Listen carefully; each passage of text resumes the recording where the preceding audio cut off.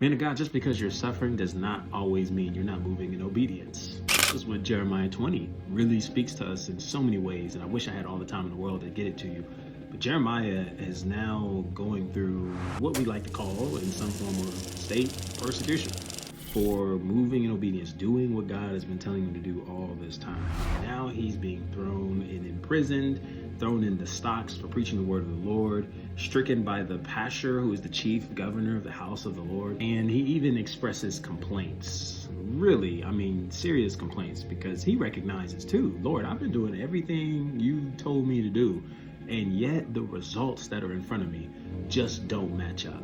I'm in pits, I'm starving, I'm losing my mind, I'm suffering, and yet I've been doing everything you've been telling me to do. And he's just grieving at this point. And essentially, it's just wanting to throw in the towel and just give up on everything God's telling him to do. And this is all obviously prior to being reminded of his word, being reassured that God will deliver him. But I really want to just acknowledge for a second that even though things can be really, really struggling and very, very heavy in your life at this current point, it seems like no matter which way you turn, there's a wall that you're hitting.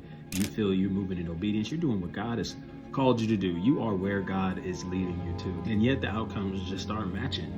And it's a really huge struggle on your mind and your heart, weighing heavier than it ever has before. I just want to remind you that just because we're living in obedience doesn't mean that we're excluded from suffering. It doesn't mean that we're excluded from results not looking like we assume they should, maybe more in a positive direction, because we're doing what God tells us to do. The question becomes, even in the midst of the suffering that you're experiencing, are you still willing to choose to remain near God? It's our decision to remain near him that either makes or breaks the legitimacy of the relationship we claim to carry with him. And if you ask me, suffering with God is a whole lot better than suffering without him, because at least suffering with him, there is a promised way out.